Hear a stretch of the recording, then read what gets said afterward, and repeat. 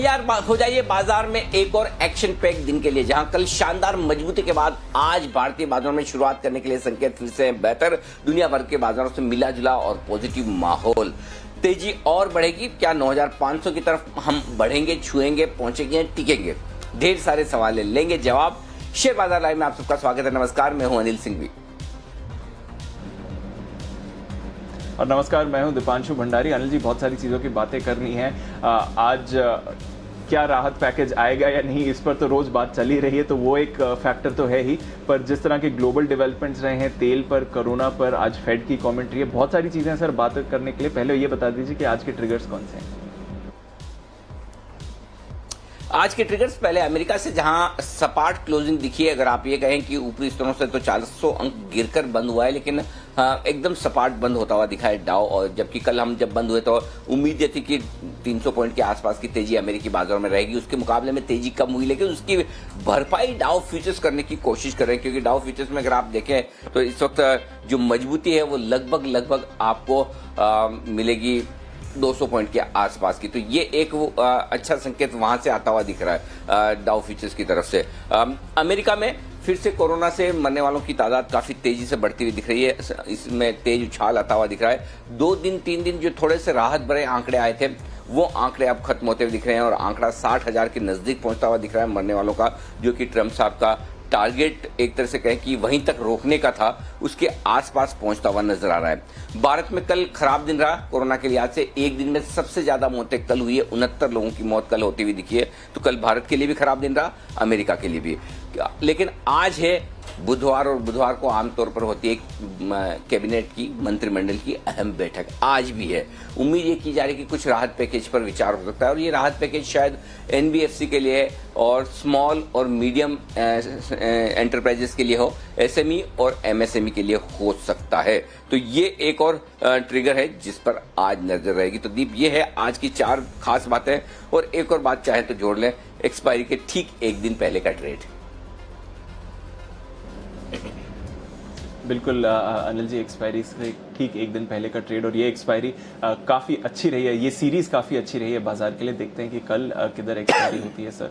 और हमने फाइनली वो 9400 का स्तर छुआ। क्लोजिंग उसके नीचे हुई, पर उसके ऊपर ज़रूर गए। सर एक बात है, एक तो ये जो उम्मीद बन रही है इस राहत पैकेज की, वो तो बाजार पर हावी है ही। पर दूसरी जो बात है सर, और हम रोज इसके बारे में डिस्कस कर रहे हैं, एक जो बाजार में सेक्टोरल चर्न हो रहा है, या फिर एक ब्रॉड बेस्ड डिस्ट्रीब्यूशन जिसे कहते हैं, नए सेक्टर सामने आ रहे हैं। आज एक इंटरेस्टिंग रिपोर्ट भी आई है सर भारत पर, मॉर्गन स्टैनली की, और बाद में आशीष इस पर विस्तार पर बताएंगे। पर जो उनके 2-3 चीजें हैं जो वो बोल रहे हैं सर, और इस पर आपके व्यू भी चाहूंगा। एक तो वो कह रहे हैं कि भारत में अभी भी बेयर मार्केट चल रहा है। ये जो बाउंस बैक आया है, इस पर आप ज्यादा भरोसा नहीं करिए, बेयर मार्केट अभी भी चल रहा है। पर दूसरी बात वो कह रहे हैं कि अब नए लीडर्स आपको भारत में मिलेंगे, और हम जो नए लीडर्स देख रहे हैं उसमें हेल्थ केयर सबसे आगे रहेगा। हमने अपनी हेल्थ केयर पर और कुछ कंज्यूमर डिस्क्रेशनरी स्टॉक्स पर अपनी वेटेज बढ़ा दी है। पर वहीं जो पुराने हमारे लीडर्स थे, जैसे कि बैंक्स या फिर कंज्यूमर स्टेपल्स, उस पर हम अपनी वेटेज काट रहे हैं। तो सर, जो वो नए लीडर्स की खोज है या जो सेक्टोरल रोटेशन हो रहा है, उस पर आपके व्यू चाहूंगा। 2 चीजें हैं दीप। पहली चीज तो ये कि जो आप कह रहे हैं कि अभी भी बॉटम बना नहीं है, जो मॉर्गन स्टैनली अपनी रिपोर्ट में लिख रहा है, और उनका यह मानना है कि भारतीय बाजारों में बेयर मार्केट जारी है। इस पर मैं आपसे एक दिन की मोहलत चाहता हूं।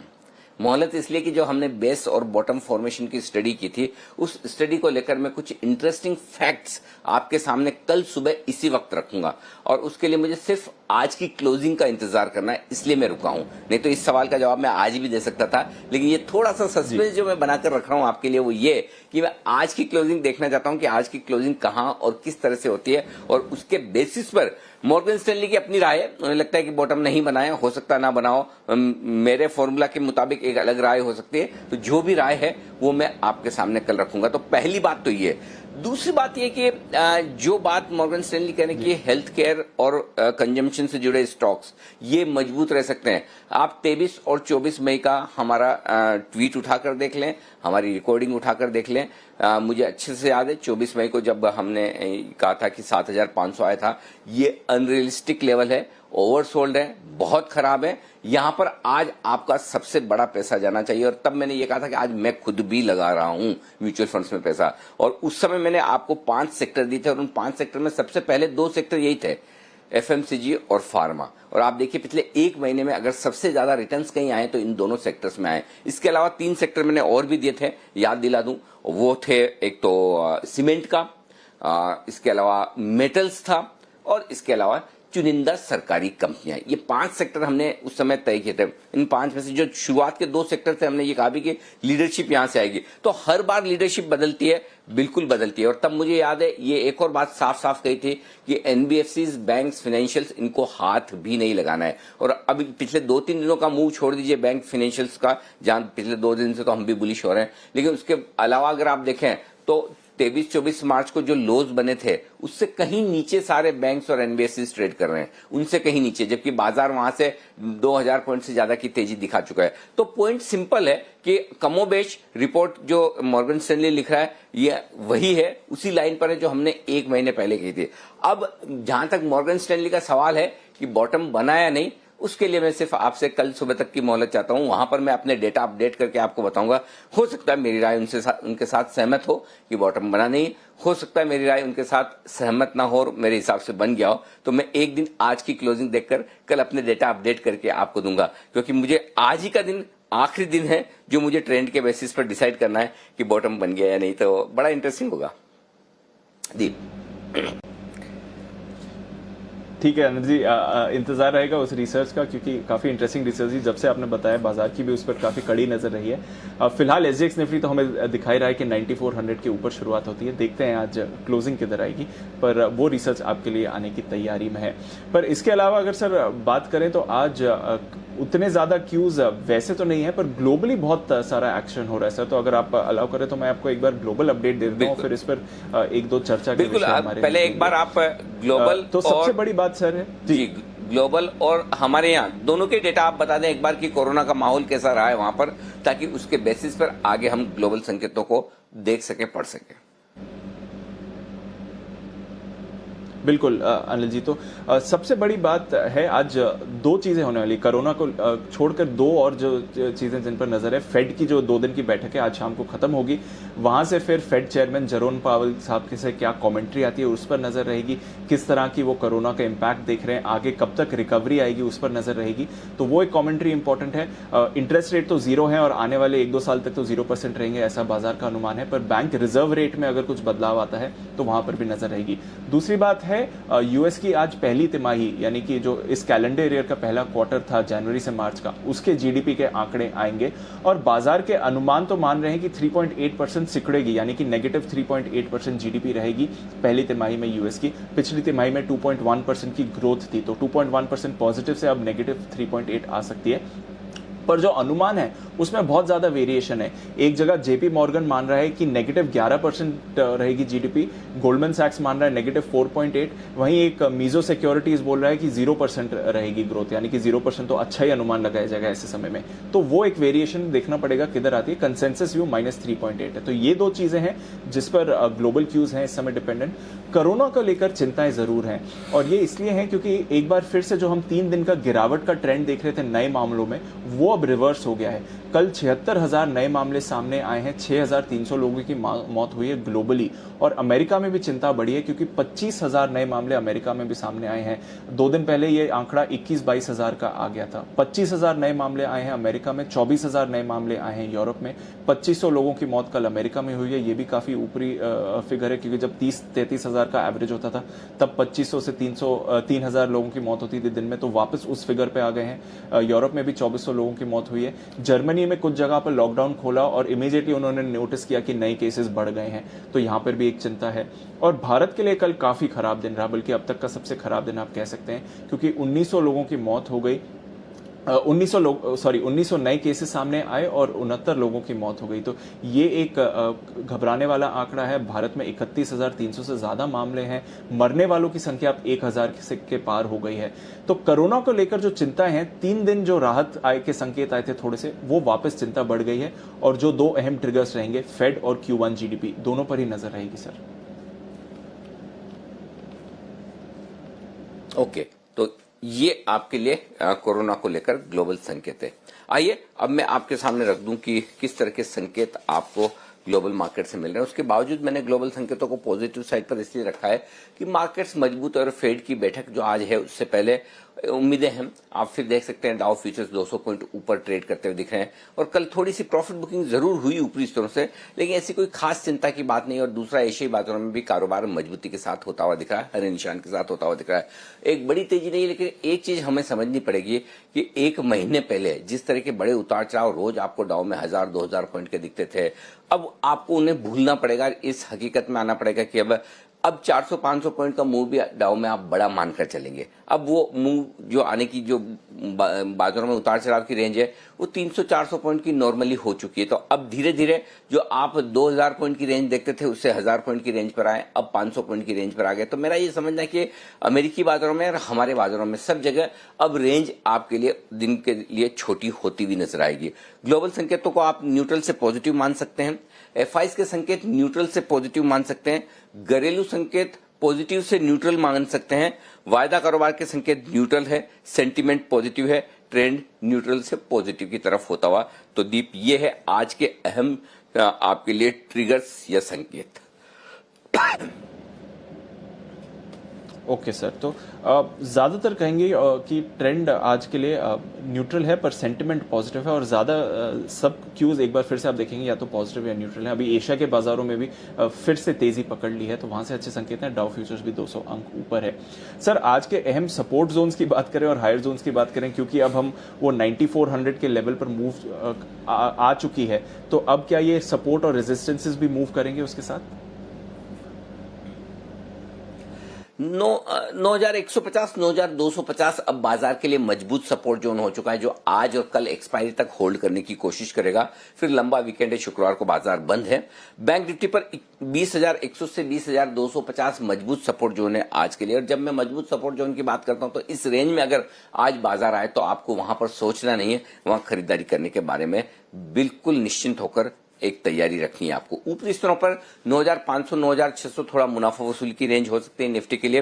बैंक निफ्टी के लिए 21,100, 21,400 ऊपरी जोन है, जहां तक बैंक निफ्टी जाने की कोशिश कर सकता है। अब आज की जो छोटी रेंज है दीप बाजार के लिए 9,275, 9,475 मान के चलिए। वैसे 9,250, 9,500 आती है, लेकिन मैंने 25 पॉइंट सेफर साइड पर दोनों तरफ से कट कर दी है। तो 9,275, 9,475 ये 200 पॉइंट की रेंज है। 100 पॉइंट दोनों तरफ समझ लें कल की क्लोजिंग से।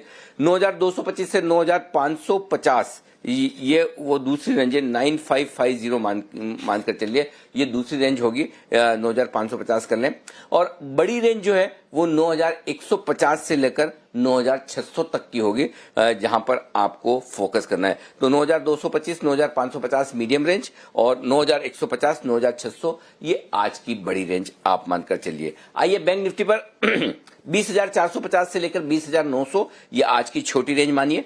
20,250 से लेकर 21,100 ये आज की मीडियम रेंज है। ज्यादा संभावना है कि इस रेंज से आप काम चला लें।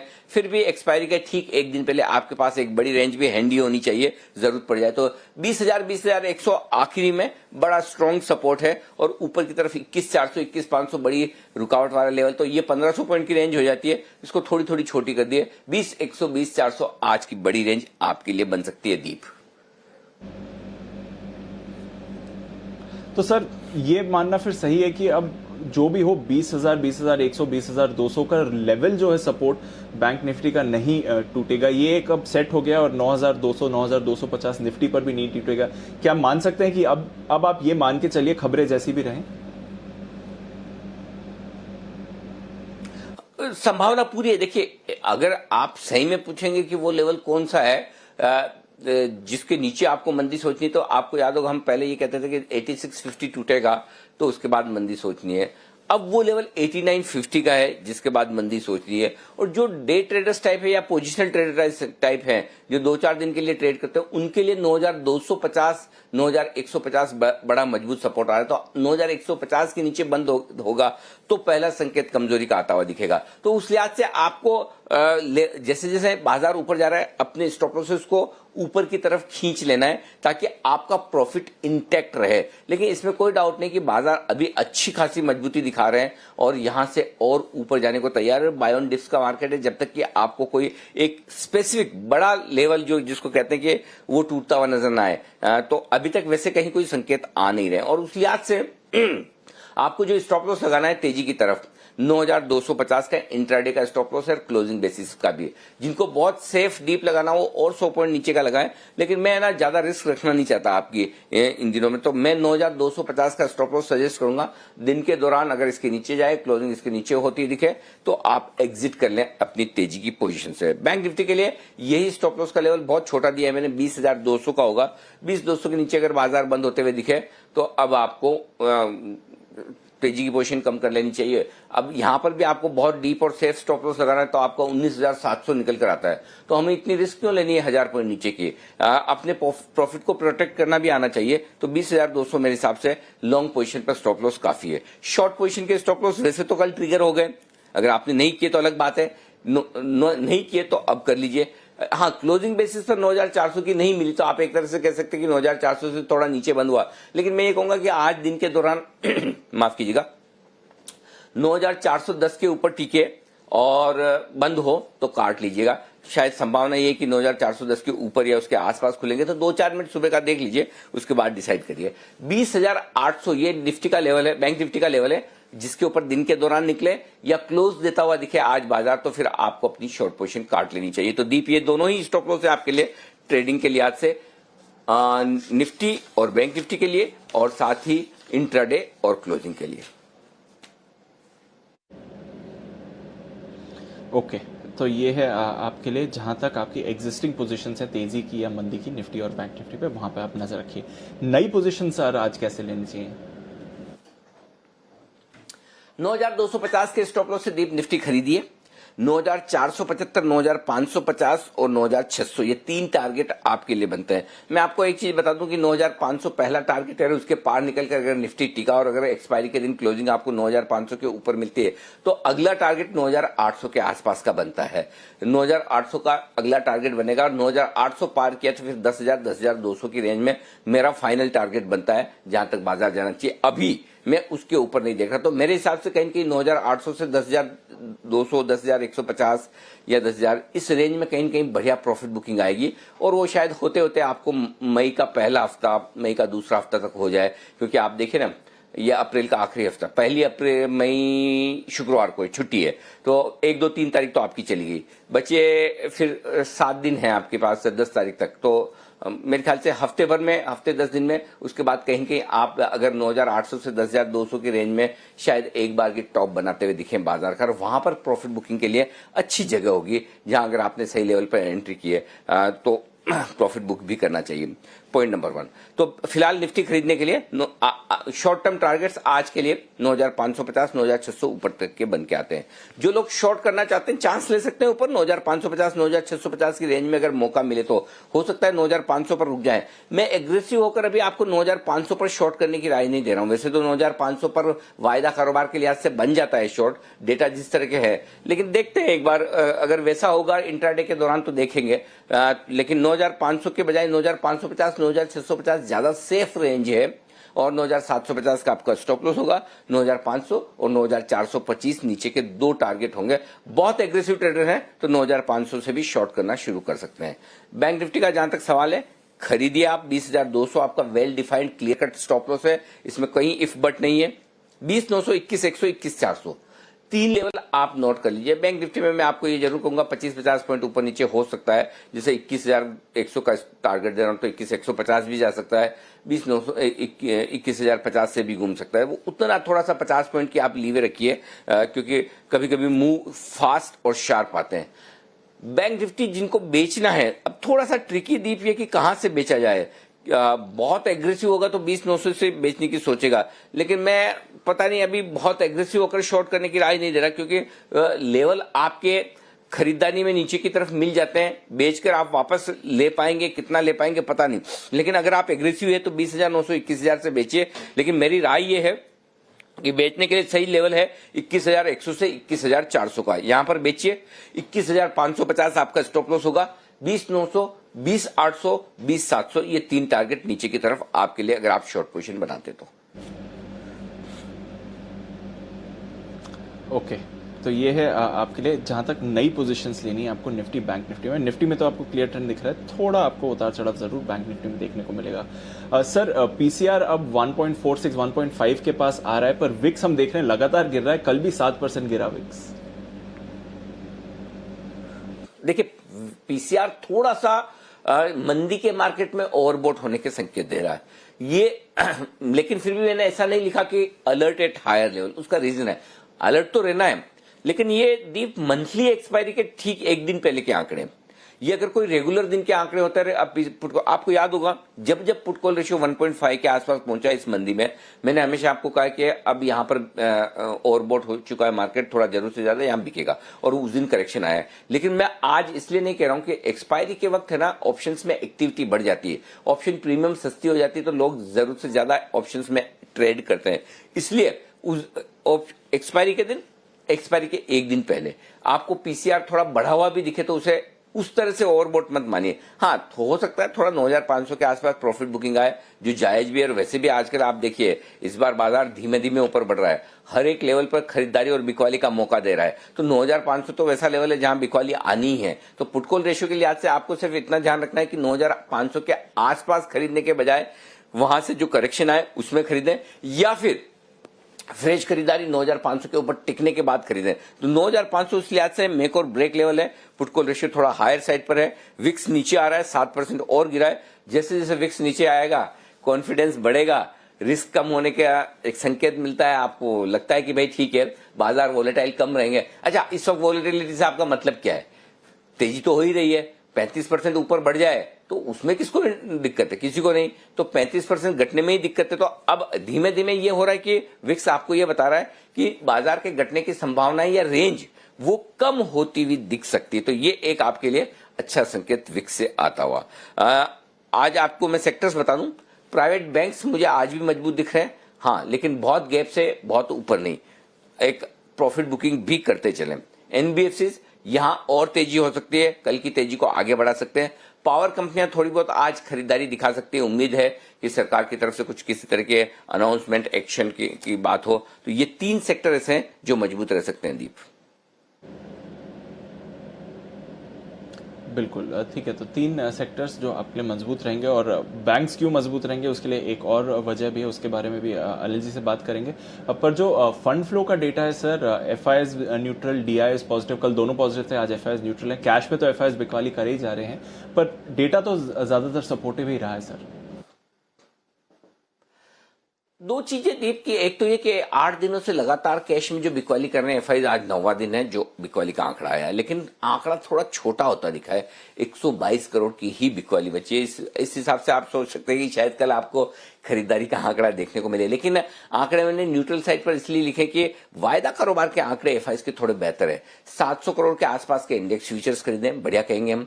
400 करोड़ के आसपास के स्टॉक फ्यूचर्स खरीदें, वो भी बढ़िया कहेंगे। तो नेट स्टॉक्स में आपके लिए खरीदारी है करीबन 250 करोड़ की, 700 करोड़ की इंडेक्स में खरीदारी है, और ऐसे मिलाकर 1000 करोड़ की खरीदारी है। तो मैं इसे पॉजिटिव भी लिख सकता था, फिर भी मैंने एफआईएस के आंकड़े न्यूट्रल साइड पर इसलिए लिखे कि एक दिन अभी भी कैश में खरीदारी नहीं है ये, और वायदा कारोबार में जो कुछ हुआ है 400 करोड़, उसमें ओपन इंटरेस्ट घटकर आया, एक्सपायरी के ठीक पहले शॉर्ट कवरिंग थी। कल भी आपने इंडेक्स फ्यूचर्स में दमदार खरीदारी देखी, लेकिन उसमें इंडेक्स फ्यूचर्स में ओपन इंटरेस्ट घट कर आया था, फिर से शॉर्ट कवरिंग थे। तो अभी भी वो सिर्फ शॉर्ट कवरिंग कर रहे हैं। अब वो शॉर्ट कवरिंग मार्केट के व्यू के हिसाब से कर रहे हैं या एक्सपायरी के ठीक पहले कर रहे हैं, इसका अंदाजा लगाना हमारे लिए मुश्किल काम है। तो इसलिए सिंपल आज मैंने डेटा न्यूट्रल रखे हैं। घरेलू फंड के जो डेटा है 389 करोड़ की उन्होंने खरीदारी की कैश में, हालांकि आंकड़ा थोड़ा छोटा है, लेकिन चूंकि ट्रेंड उनका कल भी खरीदारी का था, अच्छी खरीदारी कल की थी, आज भी किए, तो मैंने इन डेटा को पॉजिटिव साइड पर रखा। तो फंड फ्लो के लिहाज से अभी उतनी दिक्कत नहीं है जितनी आप हफ्ते भर पहले देख रहे थे। तो थोड़ी सी एफआईएस की तरफ से एक तो कैश में बिकवाली का प्रेशर कम हुआ है, बंद तो नहीं हुआ, कम हुआ है, और दूसरा ये कि शॉर्ट्स काटने की कोशिश उन्होंने वायदा कारोबार में की है। बिल्कुल, तो शॉर्ट काटने की कोशिश वायदा कारोबार में है, पर कैश पे बिकवाली कम नहीं हुई है, पर हो तो कम हुई है, पर हो तो जरूर रही है। जो वायदा कारोबार के डेटा है सर, उससे जो अहम लेवल्स निकल के आ रहे हैं वो क्या है? देखिए एक चीज समझ लीजिए वाहिद, आप आज है ना कमजोरी तभी फील कीजिए मार्केट में जब आप 9300 को तोड़ें। अगर आप 9300 के ऊपर ट्रेड करते हैं और फर्ज करें 75-80 पॉइंट निफ्टी आपको नीचे भी दिखता है, फर्ज करें, मैं ये नहीं कह रहा दिखेगा, अभी तक ऐसे संकेत नहीं है, लेकिन मान लीजिए दिखता है, तब भी आप ये मान के चलिए कि आप कमजोर नहीं है। 9380 का डेटा, 9300 के डेटा जो है ना वो बहुत ही बेहतरीन है। 21 लाख शेयर पुट में है, 18 लाख शेयर कॉल्स में है, ठीक है। अब जो पुट में है वो कल 10 लाख शेयर जुड़े हैं और कल कॉल्स में 5 लाख शेयर जुड़े हैं। तो अब होगा क्या, अगर करेक्शन आया 9300 के नजदीक निफ्टी पहुंचने की कोशिश करता है, इनफेक्ट 9325 से, तो वहां पर होगा ये, वहां पर तुरंत प्रभाव से आपको खरीदारी आती हुई दिखेगी, बहुत ही बेहतरीन। तो पहली चीज तो ये कि आपके लिए मुझे नहीं लगता कि आप गैप से खुल गए तो 9300 भी आज तोड़ेंगे, वो बड़ा सपोर्ट है। 9400 हल्की रुकावट है, क्यों है, 18 लाख शेयर कॉल्स में है, उसमें से कल 7 लाख शेयर जुड़े हैं। अब आप खुलेंगे आज 9400 के ऊपर ही, जैसे ही 9400 के ऊपर खुलेंगे हल्की शॉर्ट कवरिंग आने की भी संभावना है और तेजी बनने की संभावना है, तब आप 9500 की तरफ बढ़ेंगे।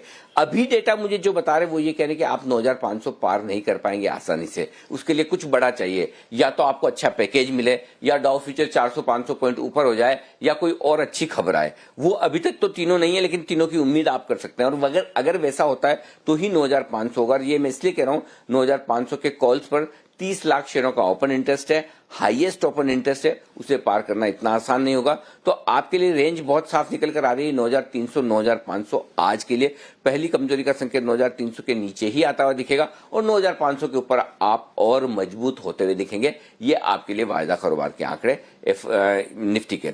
बैंक निफ्टी सिंपल है, 20,000 हाईएस्ट ओपन इंटरेस्ट है पुट में, 21,000 हाईएस्ट ओपन इंटरेस्ट है कॉल्स में, दोनों तरफ बराबर पोजीशन है 4-5 लाख शेयरों की। ये 1000 पॉइंट की रेंज है, 21,000 को पार किया तो 500 पॉइंट की जगह बनेगी, 20,000 को तोड़ा तो 500 पॉइंट की जगह नीचे की तरफ बनेगी। मुझे नहीं लगता कि नीचे तक की तरफ का कोई स्कोप है। ऊपर की तरफ अगर 21,000 को पार करके टिक गए तो फिर 21,400 तक की जगह नजर आ रही। तो देखते हैं क्या कुछ होता है। डेटा स्ट्रांग है, मजबूत है, कहीं कोई दिक्कत नहीं। बिल्कुल, डेटा स्ट्रांग है, मजबूत है और कोई दिक्कत नहीं है। अब अनिल जी बात कर लेते हैं कि आज की जो बड़ी एक क्यू है, एक्सिस बैंक के जो नंबर्स आए, कल हमने देखा इंडसइंड बैंक के नंबर्स आए थे, थोड़ा कंफ्यूजन था कैसे रीड करें, पर 18% की तेजी स्टॉक में देखी। जिस तरह से एक्सिस बैंक के नंबर्स आए सर, यहाँ से क्या क्यूज ले रहे हैं? देखिए नंबर्स अच्छे हैं, इसमें कोई डाउट नहीं। फिर मैं वही कहूंगा कि नंबर से ज्यादा वो प्रेजेंटेशन बहुत बढ़िया है, इसमें कोई डाउट नहीं। ग्रोस लेवल पर एनपीए घटे हैं, नेट लेवल पर एनपीए घटे हैं, नेट इंटरेस्ट मार्जिन ठीक हैं, स्लिपेजेस कम हुए हैं। सिर्फ ये कि कोरोना वाला मामला है, दिक्कतें हैं, इसके चलते हुए प्रोविजनिंग बहुत बढ़ाई है और उस प्रोविजनिंग के बढ़ने की वजह से 1300 करोड़ से ज्यादा का घाटा आया है। तो सिमिलर केस है जैसा कि इंडसइंड बैंक ने दिखाया, ऑलमोस्ट वैसा ही दिखाया है। अब वही वाली बात है कि आप इन नतीजों के दम पर तेजी करेंगे या फिर आगे आने वाले समय के दम पर सावधान रहेंगे।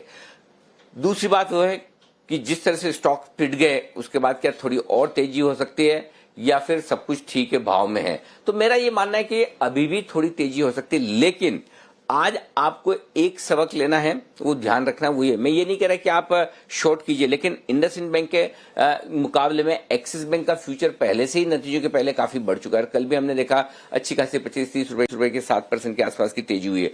अब 440 रुपए का स्टॉप लॉस रखिए, 465-475 पहली रेंज है, उसके ऊपर खुलना चाहिए। उसके बाद जो रेंज निकल कर आती है वो 480 से 495 की है।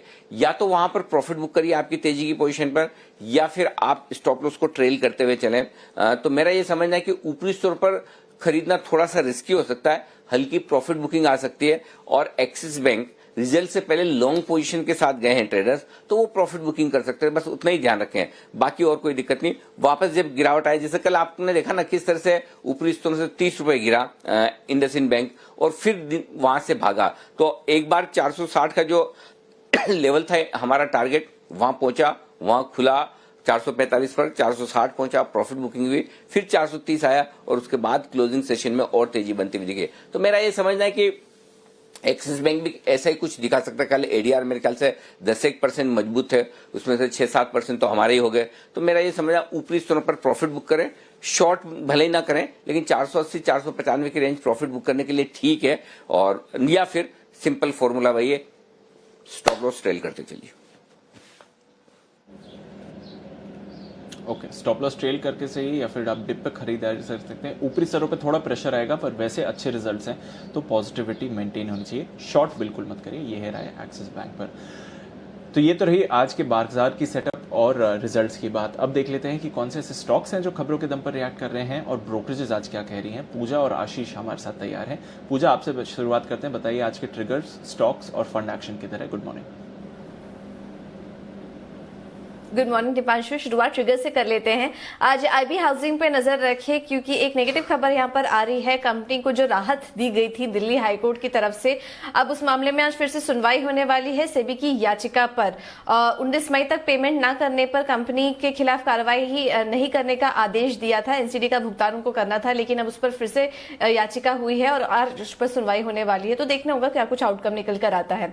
इसके अलावा नतीजों में आज कैश सेगमेंट से हेक्सावेयर टेक के नंबर्स आएंगे, यहां पर नजर रखिए। और ब्रिटानिया की डिविडेंड की आज एक्स डेट है। तो ये कुछ ट्रिगर्स हैं जहां पर कि आपको नजर रखनी है। खबरों में बायोकॉन आज फोकस में रहेगा। माइलिन के साथ मिलकर कंपनी ने कैंसर की दवा लॉन्च की है कनाडा में, तो आज यहां पर नजर रखिए। पावर कंपनीज भी फोकस में रह सकती हैं। जितनी भी जनरेशन कंपनी है उनको मदद करने के लिए अब सरकार 90,000 करोड़ रुपए जुटा सकती है। आरईसी पीएफसी के जरिए उनको ये सपोर्ट दिया जाएगा और माना जा रहा है कि जो पूंजी है ये एलआईसी, ईपीएफओ या एनएसएसएफ की मदद से कंपनी ये सारी रकम जुटा सकती है। तो आज पावर कंपनीज भी फोकस में रहेंगी। एचयूएल करीब 18 करोड़ नए शेयरों की आज से ट्रेडिंग शुरू होगी। जीएसके कंज्यूमर के साथ विलय के चलते नए शेयर जारी हुए थे, जिनकी ट्रेडिंग आज से शुरू की जाएगी। आज फर्टिलाइजर स्टॉक्स पर नजर रखिए क्योंकि ministry of chemical and fertilisers ने एक डेटा जारी किया है जिसमें कि उनका मानना है कि 1 अप्रैल से 22 अप्रैल के बीच रिकॉर्ड फर्टिलाइजर बिक्री देखने को मिली है। करीब 32% की बढ़त अगर साल दर साल देखेंगे तो देखी गई है। तो आज फर्टिलाइजर स्टॉक्स पर इसका रिएक्शन देखने की उम्मीद है।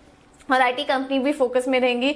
यहां पर आईटी कंपनियों को निर्देश आया कि वर्क फ्रॉम होम अब 31 जुलाई तक नहीं बढ़ाया गया है। सरकार ने वीपीएन सेवा के नियमों को 31 जुलाई तक बढ़ाया है। इस तरह का यहां पर क्लैरिफिकेशन देकर आया है। रविशंकर प्रसाद ने खुद ये जानकारी दी है। तो आईटी कंपनियों पर भी आज नजर रखिए। बिल्कुल, आईटी कंपनीज पर नजर रहेगी। ऐसा नहीं है कि सरकार ने कहा है कि आईटी कंपनीज 31 जुलाई तक वर्क फ्रॉम होम करें, पर वो ऑप्शन अवेलेबल कर दिया। जो सर्विसेज बैकएंड की तरफ से रही है वो ऑप्शन बढ़ा दिया है। कल वो खत्म हो रहा था रेगुलेशन के हिसाब से, तो उसको और 3 महीने बढ़ा दिया। बहुत बहुत शुक्रिया पूजा। आशीष से भी बात कर लेते हैं, जान लेते हैं कि आज का फॉरेन ब्रोकरेज एक्शन किधर है एफआईआर में।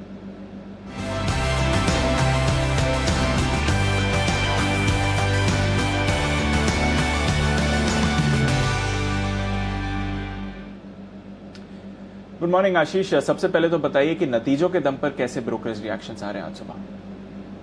Good morning Deepanshu. सबसे पहले अगर आप देखें तो एक्सिस बैंक के नतीजे आए थे और ब्रोकरेज हाउस के हिसाब से अगर आप देखें तो ये बोल रहे हैं कि नतीजे अच्छे ही देखने को मिले हैं। प्रोविजनिंग हालांकि बढ़िया है, लेकिन असेट क्वालिटी में सुधार है। ऑपरेटिंग लिहाज से अगर आप देखें तो नतीजे बढ़िया ही देखने को मिल रहे हैं। करीब सीएलएससी की रिपोर्ट में लिखा गया है कि 12% जो कस्टमर्स हैं, यानी जो लोन बुक का करीब 25 से 28% है, उन्होंने मोरेटोरियम के लिए ऑप्ट किया है। इसमें आगे जाके देखना होगा कि कैसे डेवलपमेंट देखने को मिलेंगे। जेफरीज का मानना है कि FY21 थोड़ा सा चैलेंजिंग हो सकता है बैंक के लिए, क्योंकि इनका जो टॉप लाइन है यहाँ पर थोड़ा सा दबाव देखने को मिलेगा। साथ ही जो क्रेडिट कॉस्ट बढ़ेगा इससे मार्जिन पर भी असर देखने को मिल सकता है। सीएलएस से खरीदारी की राय को बरकरार रखे हुए 595 रुपए के लक्ष्य के लिए। जेफरीज जो है इन्होंने भी खरीदारी की राय दी है, लेकिन जो लक्ष्य है वो बढ़ाया है, 510 रुपए से बढ़ाकर 530 रुपए कर दिया है। तो एक्सिस बैंक पर ब्रोकरेज हाउस की पॉजिटिव रिपोर्ट्स हैं।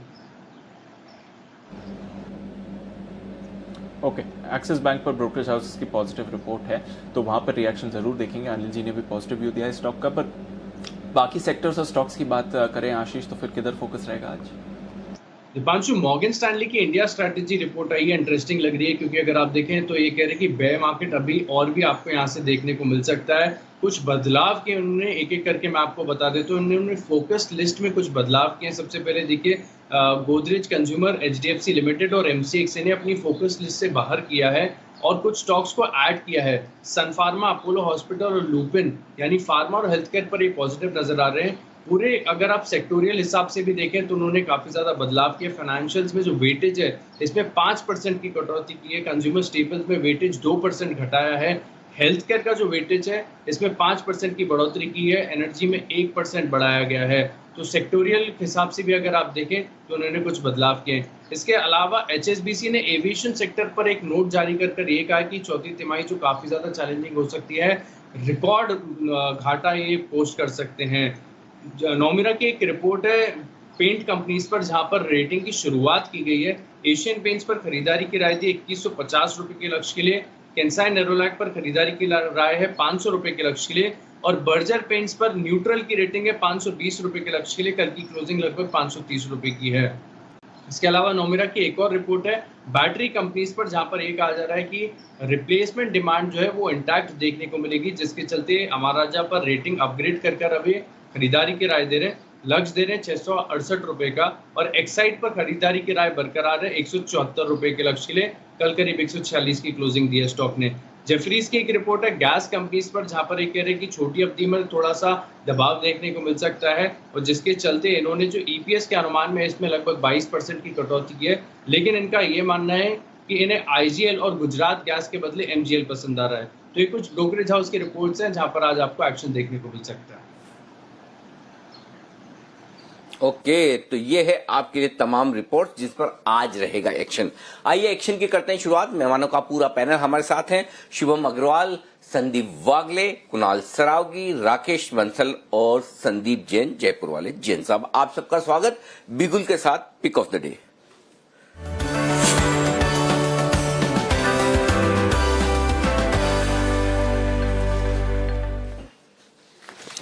शुभम जी, करिए आप शुभ शुरुआत। Good morning Anil ji. पहले तो अगर हम बाजार को देखें तो बाजार अभी रिसेंट पीक पे है, लेकिन फिर भी अगर स्टॉक स्कैन करें तो मुझे लगता है कि हो सकता है कि मार्केट यहाँ से थोड़ा सा रेजिस्टेंस 9500 के आसपास आता हुआ दिखे।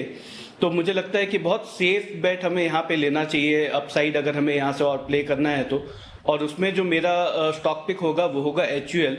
और अगर हम HUL को देखें तो स्टॉक रिसेंटली एक पुल बैक जरूर देखने को मिला है, लेकिन अब काफ़ी अहम अपने सपोर्ट के आसपास में प्लेस्ड है और यहाँ से ज़्यादा डिक्लाइन अब आता हुआ नहीं दिखता है। और मुझे लगता है कि मार्केट में जब अब बहुत सारे सेक्टर्स यहाँ पे रुक गए हैं तो ये कंजम्पशन का जो थीम है वो फिर से एक बार प्ले आउट होना चाहिए।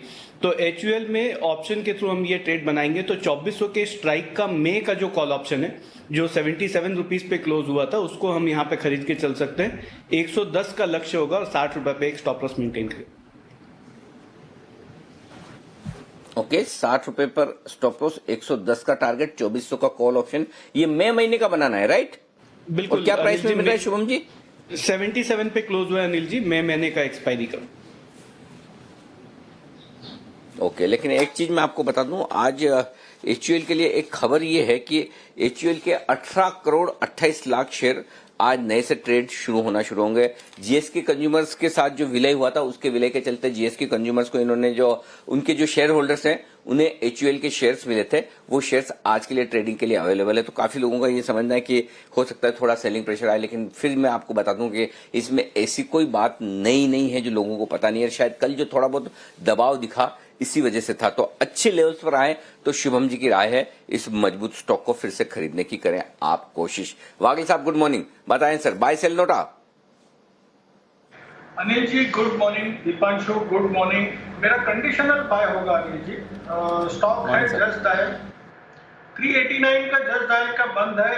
कल इसमें एक बहुत अच्छी मूव मिली, लेकिन कल बहुत ज्यादा गैप से खुला था, इसके लिए हमारे रडार पर इंट्राडे आया नहीं था। हमने जिक्र तो किया था लेकिन क्लियर कट सेटअप नहीं था। आज भी मैं कहता हूं अगर ये करेक्टिव मूव देता है 382 378 ये रेंज में आता है तो ही मैं लूंगा, अदरवाइज नहीं लूंगा, क्योंकि ऑलरेडी काफी मूव चल चुकी है।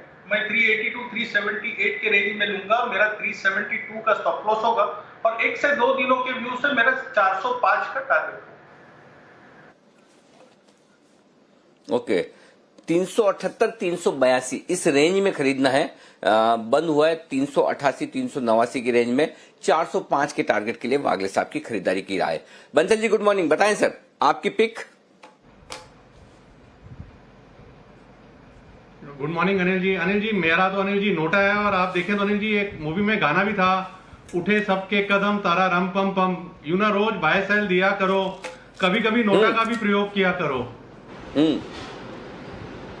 वाह, अनिल जी, नोट वो है आप मेरा। वैसे ही कर लेते, उसके लिए गाने की क्या जरूरत है? अच्छा, बाय द वे, वैसे आपको करना ही था तो आज आपको गाना नहीं गाना चाहिए था बंसल जी, एक नोटा का प्रयोग करने के लिए। मैं बताऊं आपको, आज आपको क्या करना चाहिए था? बताइए अनिल जी। डांस, नृत्य। आज वर्ल्ड डांस डे है, जरा थोड़ा आप गूगल करिएगा तो आज के दिन को मतलब डांस के दिन के तौर पर मनाया जाता है। तो एक आइडिया है, क्यों नहीं एक काम करिए, आप सब लोग कितने, हाँ सब लोग जो दिख रहे हैं इंक्लूडिंग दीप भाई, जरा आपके कोई पुराने डांस वांस की वीडियो है या कोई ऐसी रिकॉर्डिंग है तो जरा निकाल के भेजिए। क्लोजिंग वाले शो में बाजार बंद होने के बाद जरा आप लोगों के डांस का नमूना देखा जाए। बंसल जी, कैसा है आइडिया ये? ठीक है, आज वर्ल्ड डांस डे तो थोड़ा होना चाहिए ना कि आपके भी मूव्स देखे जाए कि किस तरह से आप डांस करते हैं। बिल्कुल अनिल जी, आपका आइडिया एकदम सही है, बट मेरे पास अनिल जी कोई भी पुराना वीडियो नहीं है मेरे पास।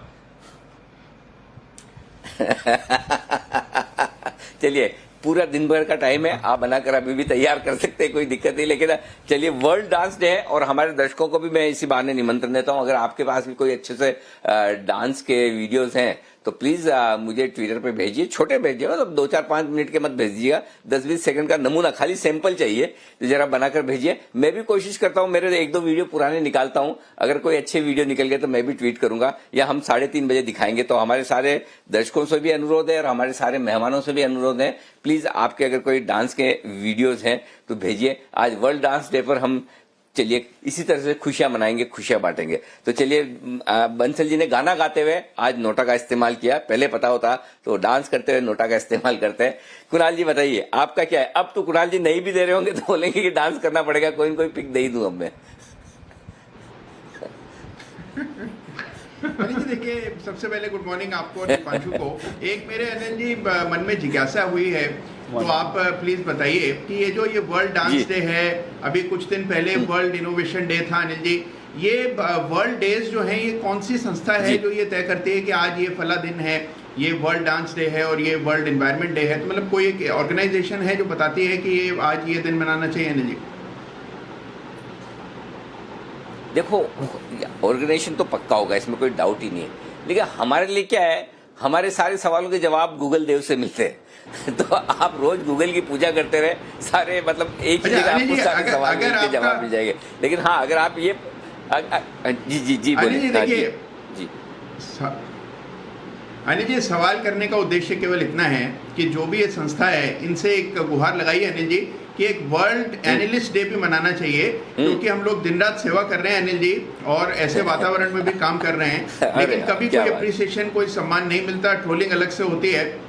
तो एक वर्ल्ड एनालिस्ट डे जरूर होना चाहिए अनिल।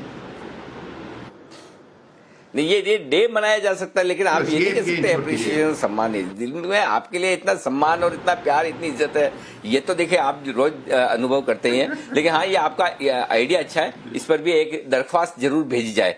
बताइए सर कुणाल जी, आज का क्या इरादा है, क्या करेंगे, खरीदेंगे, बेचेंगे कुछ?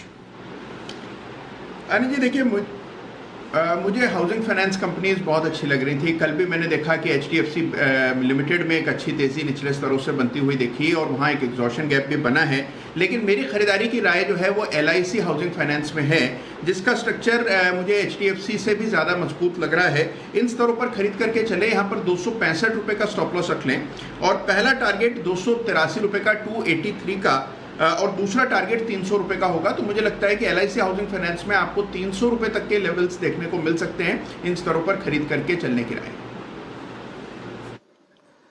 ओके, और कल इस स्टॉक ने बड़ा जबरदस्त यू टर्न लिया, सुबह था लाल निशान में और बाद में जो घूमा, ओहो क्या घूमा, जबरदस्त घूमा और दिन के हाई पॉइंट पर जाकर बंद हुआ। जैन साहब हमारे साथ हैं, जयपुर वाले। जैन साहब गुड मॉर्निंग, बताएं सर आपकी पिक या पिक्स जो भी हों।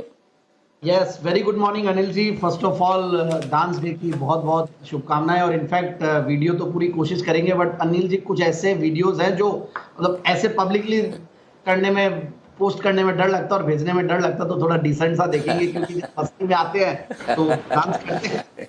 बाकी कुणाल जी का जो सवाल था उसका शायद जवाब यही है कि UNO most of the days को जनरली सेलिब्रेट करता है और बहुत सही कुणाल जी ने सजेशन दिया कि वर्ल्ड एनालिस्ट डे। मैं तो कहता हूँ कि जी बिजनेस जो है रोज इतना सम्मान देता है सारे एनालिस्ट को तो अपने लिए तो एनालिस्ट डे है ही है ये, बट सर्टेनली अनिल जी कर सकते हैं एक analyst day. Anil ji please रखिए, सारे एनालिस्ट जो हम लोग आते हैं एक दिन सब मिले, ये लॉकडाउन खत्म उसके बाद, ये मेरा एक भाव है। और बाकी बिल्कुल पिक्स की मैं बात करूंगा आज, क्योंकि माहौल देखिए आज मैं सुनूंगा आपको अनिल जी, मैं सुबह सुन रहा था कि आप कल सुबह एकदम ठीक से बताएंगे बेस फॉर्मेशन, बॉटम फॉर्मेशन और ये सारे आंकड़े, और एक बार देख के तो उसका तो इंतजार रहेगा ही। बट एक जो अभी लग रहा है जिस तरीके से कल क्लोजिंग हुई या जिस तरीके से बेस एक फॉर्म हुआ है और माहौल कहीं ना कहीं ऐसा लगता है कि ऊपर जाने का, इसलिए क्योंकि मार्केट ऑलरेडी अंडर परफॉर्म कर रहे थे as compared to US markets और थोड़े से इंटरनेशनल मार्केट्स डैक्स वगैरह को देखें। और दूसरी बात यह है कि कोई भी पैकेजेस की उम्मीद में जनरली मार्केट ऊपर जाने के लिए ज्यादा वो करेगा, क्योंकि इतना बड़ा करेक्शन आया हुआ है। तो जो अच्छे स्टॉक्स की जो राय देते आए हैं कई हफ्तों से, मैं तो फार्मा के पीछे पड़ा हुआ था। आज भी एक फार्मा स्टॉक है, 4 स्टॉक्स में दूंगा, वो लास्ट में नाम बताऊंगा। But first one is Garware technical fibres. Garware technical fibres एक बेहतरीन टेक्निकल टेक्सटाइल्स की कंपनी है, कॉर्डेज की सबसे बड़ी कंपनी है बनाने वाली। तो मुझे लगता है कि गरवारे टेक्निकल फाइबर, जो पहले भी मैंने बजट के दिन भी, बजट सभा था तब भी मैंने ये स्टॉक रेकमेंड किया हुआ है। दूसरा है जिस तरीके से फर्टिलाइजर्स के ऊपर माहौल बना हुआ है और जो अच्छे आंकड़े आए हैं, मैं आज भी सुन रहा था भी कि फर्टिलाइजर मिनिस्ट्री के भी आंकड़े जो थे कि बहुत जबरदस्त सेल्स आई है 1 तारीख से 22 तारीख तक। तो जीएनएफसी एक बहुत बढ़िया स्टॉक लगता है, क्योंकि पहले आरसीएफ, एनएफएल काफी स्टॉक्स रेकमेंड कर चुके। कोरोमंडल मैंने ऑलरेडी अक्षय तृतीया के 3 पिक्स में मैंने इस बार मंडे को दिया है। और वीआईपी इंडस्ट्रीज मुझे लगता है कि एक कंजम्पशन थीम में ये स्टॉक एक ऐसा है, यहाँ पे जाया जा सकता है। बट मुझे बहुत ज्यादा कॉन्फिडेंस इसमें इसलिए नहीं आता कि टूरिज्म इंडस्ट्री जब अफेक्टेड होगा तो सर्टेनली वो होगा, बट इतना बड़ा करेक्शन के बाद एक अच्छा बाउंस बैक यहाँ पे भी आ सकता है। And last but not the least, Hester biosciences एक अच्छी वेटनरी प्रोडक्ट्स बनाने वाली फार्मा कंपनी है। ये स्टॉक अंडर परफॉर्म कर रहा है, 870 रुपए के लगभग पैनिक बॉटम था, अभी 1130 के लगभग है, बहुत ज्यादा बाउंस दिया नहीं है। मुझे लगता है कि स्टॉक में ऊपर का स्टीम काफी बाकी है and it's a fantastic stock. बहुत अच्छे नंबर्स पहले भी दिए हैं और बहुत अच्छे रिटर्न ऑन कैपिटल एम्प्लॉयड और ग्रोथ देखें तो सब बढ़िया। ओके, तो जब मैं पिक और पिक ऑफ द डे लेता हूं तो उससे मुझे पता चल जाता है कि जैन साहब का मूड कैसा है, और फिर मुझे बाजार पे व्यू लेने की जरूरत ही नहीं पड़ती। अगर 4-5 पिक आ गए इसका मतलब सब कुछ ठीक है। Garware technical, GNFC, Hester bio, VIP, 4 stock हैं जैन साहब को पसंद, जहां पर खरीदारी करने की राय आती हुई दिख रही है। आइए कुछ और स्टॉक्स जहां पर एक्शन रहेगा उस पर बात की जाए। पहला स्टॉक है बायोकॉन, जरा इस पर राय ली जाए। माइलेन जो इनके साथ में जो इनकी पार्टनर थी, जिस कंपनी का इन्होंने अधिग्रहण किया, कनाडा में इन्हें एक कैंसर की दवा लॉन्च करने की मंजूरी मिली है। शुभम जी, जरा बायोकॉन के चार्ट्स और वायदा कारोबार के आंकड़े देखिए, बताइए क्या करना है, खरीदेंगे इसे? बिल्कुल अनिल जी, यहाँ पे एक बाई ट्रेड बनाना चाहिए। इनफैक्ट परसों यहाँ पे मतलब 2 दिन पहले यहाँ पे एक अच्छा ब्रेकआउट भी हुआ था, लेकिन कल के स्तर पे थोड़ा सेल ऑफ आता हुआ दिखा। हालांकि इसका अगर हम मीडियम टर्म अगर चार्ट देखें तो स्टॉक अपने ऑल टाइम हाई को मल्टीपल टाइम्स यहाँ पे अटेम्प्ट करने की कोशिश कर रहा है, और मुझे लगता है कि हो सकता है कि आज ये खबर के बाद एक ब्रेकआउट भी होता हुआ दिखे, तो काफ़ी अच्छे लेवल पे अवेलेबल है। तो ट्रेडिंग और इन्वेस्टमेंट दोनों ही पर्सपेक्टिव से मुझे लगता है कि यहाँ पे एक निवेश किया जा सकता है। तो 340 के आसपास एक स्टॉप लॉस मेंटेन करें और 375 का यहाँ पे ट्रेडिंग टारगेट होगा। हालांकि अगर थोड़ा सा हम इसको पोजिशनल तौर पर देखें तो 425 तक के भी यहाँ पे लेवल आते हुए दिख सकते हैं। ओके, जिन साहब पावर कंपनियों पर आपसे राय लेना चाहता हूं, स्पेसिफिकली आरईसी, पीएफसी जैसी कंपनियों पर, जहां पर खबर ये आ रही कि एक डिस्कॉम से जो बकाया है सरकारों का, जो ये सारे राज्य बिजली बोर्ड है, 92,693 करोड़, राउंड फिगर में 90,000 करोड़ समझ लीजिए। इसके लिए एक पैकेज आ सकता है, बॉन्ड्स वगैरह इश्यू किए जा सकते हैं जिससे कि इनके पेमेंट्स हो पाए, और ये काम आरईसी और पीएफसी के जरिए सरकार करने की सोच सकती है। उम्मीद ये की जा रही है कि हो सकता है आज कैबिनेट में विचार हो या कभी भी हो। तो क्या पीएफसी, आरईसी आपको इन लेवल्स पर खरीदना समझ में आता है, लेने चाहिए? देखिए अनिल जी, आपने एक टंग ट्विस्टर फिगर दे दिया, 92,693 करोड़। वाह, मतलब टफ था नंबर, और 90,000 करोड़ आपने काम इजी कर दिया। फिगर बड़ा है और मुझे लगता है कि ये राहत अगर देते हैं तो सर्टेनली देखिए आरईसी और पीएफसी जिन लेवल्स पे है यहाँ पे अट्रैक्टिव तो लगते हैं, और डिविडेंड यील्ड और ये सारी चीजें हैं। बट फिर भी मैं पावर स्टॉक्स में जब बात करते हैं तो मेरे को पावर ग्रिड समहाउ इन सब में से ज्यादा अच्छा लगता है। पावर ग्रिड भी एक अच्छा खासा एक रेजिलिएंट स्टॉक है, बहुत ज्यादा करेक्ट नहीं करता है, और मुझे लगता है कि इन लेवल्स पे अट्रैक्टिव है। और ओवरऑल अगर इसकी पोजीशनिंग देखें इंडस्ट्री में तो जबरदस्त मोनोपोलिस्टिक पोजीशन टाइप की है। तो मेरे हिसाब से पावर ग्रिड है ही है, और बाकी आरईसी सर्टेनली जिन्होंने ले रखा वो होल्ड करके रखे, और बहुत ज्यादा मुझे लगता नहीं कि बहुत बड़ा क्रैक आ जाए, क्योंकि वैसे फाइनेंसिंग नेचर की कंपनी है तो फाइनेंसिंग नेचर और फाइनेंशियल्स पे कम राय दे रहा हूं मैं आजकल इन दिनों में, बट फिर भी ये कंपनी पावर सेक्टर से जुड़ी हुई है और सरकार सर्टेनली पावर सेक्टर को रिवाइव करने के लिए पूरी जी तोड़ मेहनत करेगी, क्योंकि इंफ्रा का एक बहुत बड़ा पार्ट है। ओके, तो ये है राय आपके लिए आरईसी पीएफसी पर। एक और सेक्टर है जो आपका पसंदीदा है, फर्टिलाइजर। जीएनएफसी तो आपने दिया ही है। खबरें ये भी आ रही है कि 32% आज यहाँ पर जो लॉकडाउन पीरियड में बिक्री बढ़ी है फर्टिलाइजर्स की। जीएनएफसी के अलावा कोई और स्टॉक है जो आपको पसंद है? जैन साहब जरा ये भी बता दीजिए। बिल्कुल अनिल जी, जब मैं जीएनएफसी का नाम ले रहा था तो मैंने एक आरसीएफ के बारे में भी बात की थी। ये स्टॉक देखिए 23-24 रुपया पैनिक बॉटम बनाने के बाद इतना जबरदस्त बाउंस किया है, 40 रुपए तक आ गया है, और अभी भी देखिए अपने टॉप से बहुत करेक्टेड है 115 रुपए के लगभग, और सारी जो बाकी स्टोरीज है वो तो है ही है। बट साथ में मैंने कोरोमंडल इंटरनेशनल, ये मुझे बहुत अच्छा लगता है, सबसे बड़ी फर्टिलाइजर कंपनी है, इवन चंबल फर्टिलाइजर भी है। तो कोरोमंडल इंटरनेशनल, जो कि मैंने बताया था कि अक्षय तृतीया पे भी 3 पिक्स हम दिए थे, उनमें से एक स्टॉक ये है, तो मुझे लगता है कि कोरोमंडल इंटरनेशनल पे जाएं। आरसीएफ है जो कि जिन्होंने ले रखा वो नीचे के लेवल्स में होल्ड करे, क्योंकि अब एक बार इमीडिएटली नहीं खरीदे आरसीएफ, क्योंकि करेक्शन आ सकता है 10-5% का, क्योंकि बहुत ज्यादा नॉइज रहता है इस स्टॉक के आसपास, तो ऊपर भी आ जाता है ये stock. So Coromandel International is my top pick in the sector, और जीएनएफसी मैंने ऑलरेडी दी है। ओके, तो ये है आपके लिए सारे के सारे इस वक्त फर्टिलाइजर शेयरों पर राय।